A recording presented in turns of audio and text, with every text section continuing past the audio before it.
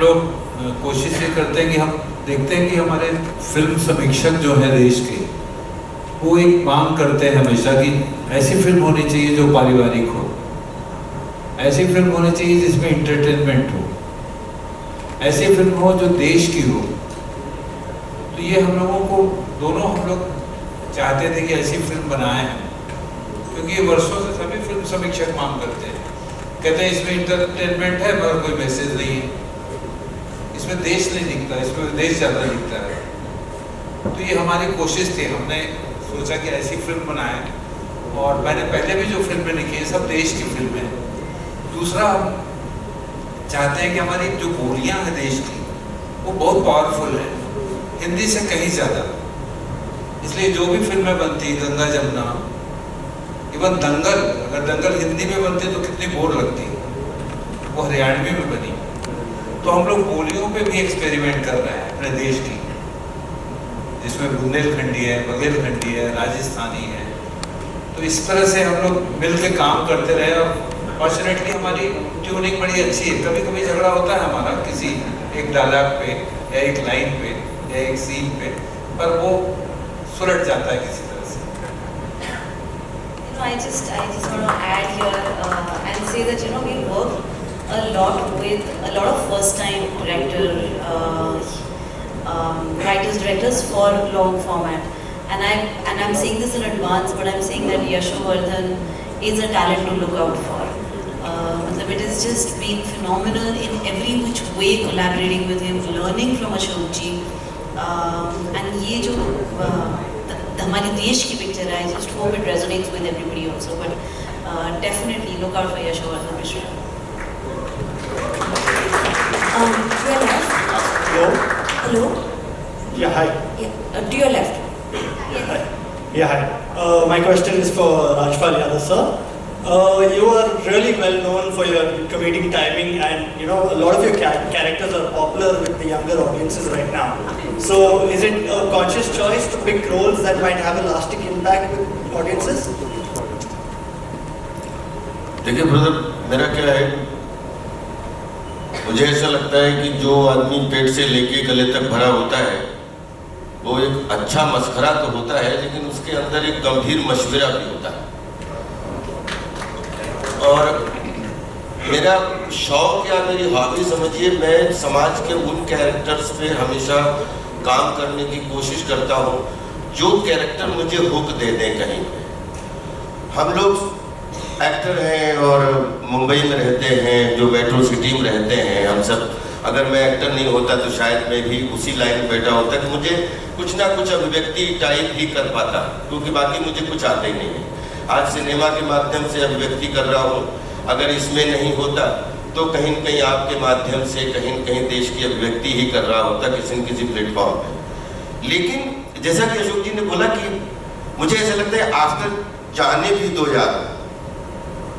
आप ये मेरा जो भी मैंने थिएटर या टेलीविज़न या फिल्म में जो भी किया, 12-13 साल की उम्र से मैं अभिनय ही कर रहा हूँ, और 142 करोड़ लोग जैसा बताते हैं कि, और मेट्रो सिटीज को छोड़ दीजिए या अपकमिंग मेट्रो सिटी छोड़ दीजिए या कैपिटल्स छोड़ दीजिए, चलो उसमें शाहजहांपुर, हरदोई या सतारा जैसे शहर भी छोड़ दीजिए, उसके जब थोड़ा आगे जाते हो ना तो कितनी कठिन हो जाती है जिंदगी, चाहे वो मीडिया पर्सन की हो, एक पत्रकार की हो, जिसको जो एरिया में घटनाएं होनी है उनको उसे बेस्ट कवरेज में बदलना है, और उनके लिए क्या क्या संसाधन है, क्या क्या उनके लिए दौड़ भाग की जिंदगी है। तो वो एक रील के माध्यम से एक यूटिलाइजेशन या बोल सकते हैं इंटरल्यूड हो सकता है, क्योंकि हम रियल नहीं कर रहे हैं, रील कर रहे हैं, लेकिन कहीं कहीं मीनिंग उसका ये दिखेगा कि अगर हमारे बस में एक दिन के लिए आ जाए तो अपने देश के जितने भी गांव के पत्रकार हैं सबकी आजीवन पेंशन बन जाए। बहुत कष्ट है और ये सच बात है। और उसके माध्यम से, एक मनोरंजन के माध्यम से, अगर कोई ऐसा कैरेक्टर जो एक क्लास में मास्टर क्लास को बिलोंग करता है और राजपाल यादव के एंटरटेनर के रूप में अगर उसका हिस्सा बनते हैं तो मेरे लिए इससे बड़ा कॉमन मैन प्ले करना ये मेरे लिए सौभाग्य की बात है। और मैं देश के हर समाज के हर कॉर्नर के उस कॉमन मैन को प्ले करना चाहता हूँ, ताकि जो लोगों को हंसी भी देता है लेकिन लोगों को रोजी रोटी के संसाधन के लिए कितना एफर्ट करना पड़ता है उसकी तरफ भी इशारा करता है। और ये फिल्म हमारे लिए सेलिब्रेशन थी। मैंने इस फिल्म को पहले सीरियसली नहीं लिया था।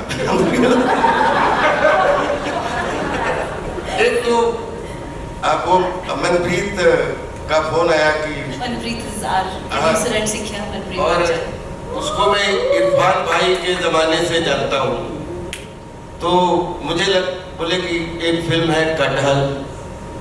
मैंने कहा सटहल, मतलब सटल, तो बोले नहीं कटहल। कटहल, ओके, कटहल हीरो है इसका। तो बोले कि नहीं कटहल नहीं है, इसकी एक कहानी है। किसने लिखी है? अशोक मिश्रा जी ने। तो मेरे थोड़े कान खड़े हुए, मैंने थोड़ा सा इसको गंभीर लिया। फिर बोले हमने कहा हमारी भूमिका क्या है?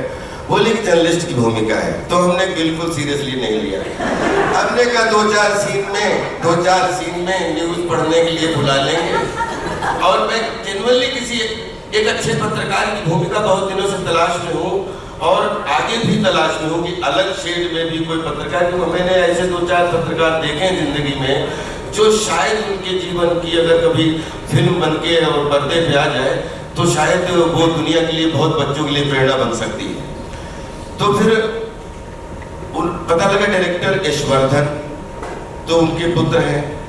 फिर इन्होंने जितना मेरा कभी इतना ना तो ट्रायल चलता है ना इतना कभी इससे मीटिंग, जूम मीटिंग, कभी मेरी कार रुकवाई जा रही, तो मैं बोला कि ये बना क्या रहे। और धीरे धीरे मैं सीरियस होने लगा। बहुत दिनों से ऑफिस में किसी नहीं गया था। ऑफिस बोला सर आपको 2 घंटे ऑफिस में आना पड़ेगा। हमने 2 घंटे ऑफिस में क्या करवाओगे? बोले कपड़े पहनाने। तो मैंने कहा राजपाल यादव 2 घंटा कपड़ा, 2 मिनट में तो अपनी पैंट शर्ट पहन लेता। फिर गया तो वहां पे 15-20 नारी शक्तियां, मतलब कोई ये लेकर घूम रहा है, कोई ये। तो मैंने कहा ये शूटिंग है कि सेलिब्रेशन? एक्चुअली ये सेलिब्रेशन की तरह फिल्म करने का सौभाग्य मिला। इसमें फ्रॉम द फर्स्ट ट्रायल से लेके जिस तरीके से फिर इन्होंने स्क्रिप्ट पढ़ने को दी, फिर प्रॉपर एक भी चेंजेस हो तो उसको दें, फिर उसके बाद में इसकी सेटिंग शुरू हुई, और फिर इसके बाद जब गेटअप शुरू हुआ तो सच में मैंने कहा कि नहीं, ऑर्गेनाइजेशन नहीं है, लेकिन इस ऑर्गेनाइजेशन का अगर एक पात्र के रूप में ईमानदारी से हिस्सा हो जाओ तो फायदा है। और मैं इसको एक्चुअली इतने ये शूटिंग यहाँ से लेके जहाँ इसकी इतनी गर्मी थी, और जिस तरीके से पूरी टीम ने, और मैं आज एकता को सैल्यूट करता हूँ या पुनीत को, और स्पेशली नेटफ्लिक्स को, कि आप लोगों को स्क्रिप्ट की इतनी अच्छी समझ है कि मतलब धोखे से ये अच्छी फिल्म मेरे हाथ में आ गई। और मैं सौभाग्यशाली हूँ इस टीम का हिस्सा होने में, और मैंने बहुत इंजॉय किया। आई बिकम लाइक स्टूडेंट, क्योंकि कभी होता है ना कि ये फिल्म के साथ में प्रॉपर एक प्रोसेस में थिएटर की तरह तैयारी चल रही, जिस तरीके से किया वो आज भी वो ऑर्गेनाइजेशन देखने को मिला, वो अच्छा लगा। God bless you all, love you all. बहुत राजपाल सर के बारे में एक छोटा सा मैं एक बात कहूँगा। ये जो इन्होंने विग पहनी है, ये बहुत हमने 42 डिग्री गर्मी में शूट की थी ये फिल्म, और ये सड़क पे हम शूट कर रहे थे और बहुत तेज गर्मी थी, और इनकी विग से मतलब पसीना निकलता था, मतलब बहुत सारा ढेर सारा, बहुत गर्मी होती। तो मैंने शॉट लग रहा था और टाइम लग रहा था शॉट में। मैंने राजपाल सर को बोला सर आप पेड़ की छांव में बैठ जाइए, अभी टाइम लग रहा है। तो राजपाल सर ने मुझे बोला कि देखो ये 200 लोगों का क्रू मुझे अच्छा दिखाने के लिए काम में लगा है, मेहनत में लगा है। डीओपी सर चाहते हैं कि मैं फ्रेम में रहूँ, मुझे देखें और फिर अपनी लाइटिंग बनाएं, तो मैं खड़ा रहूँगा जब तक ये चाहेंगे, मैं तब तक खड़ा रहूँगा, क्योंकि ये मेरा काम है। तो और जब तक शॉट लग रहा था तब तक कुछ यंग आर्टिस्ट थे जो जर्नलिस्ट प्ले कर रहे थे राजपाल सर के साथ। तो उस 15-20 मिनट के पूरे टाइम में राजपाल सर ने उनके साथ एक छोटी सी वर्कशॉप कर लिया एक्टिंग की, कैसे रिएक्ट करते हैं, कोई आपका नॉन वर्बल लाइन है तो कैसे आपको अभिनय करना है, and all of that, and it was just so heartening to watch. We are deeply privileged to have Rajpal Yadav. सत्यवचन। एक्चुअली मैं सॉरी, मैं आपका आधा मिनट और लूँगा, जो इन्होंने गर्मी वाली बात कर दी। असल में क्या है, एक किस्सा अनुपम खेर साहब ने मुझे सुना दिया था कि वो गए, बोले कर्मा के बाद बहुत बड़ा स्टार बन गया था, सेट पे पहुंचा तो एकदम 3-4 लोगों डांट दिया, कोई पंखा नहीं है, ये नहीं है, वो नहीं है, क्या है, इतनी गर्मी शूटिंग कर रहे हैं। तो बोले कि सब लोग दौड़ पड़े, कोई बोला कि खेर साहब ने खुद ही सुनाया था, बोले थोड़ी दूर भी जाके मैंने देखा कि एक आदमी कंबल अंबल ओढ़े और पूरी दाढ़ी बाड़ी बढ़ा के ऐसे बैठा हुआ है। तो उसके पास में बोले कि अरे सर, आपको गर्मी नहीं लग रही? तो उधर से जवाब आया कि गर्मी फील करोगे तो गर्मी लगती है भाई, नहीं तो गर्मी कहाँ लगती है। ये बच्चन साहब थे आखिरी रास्ता है।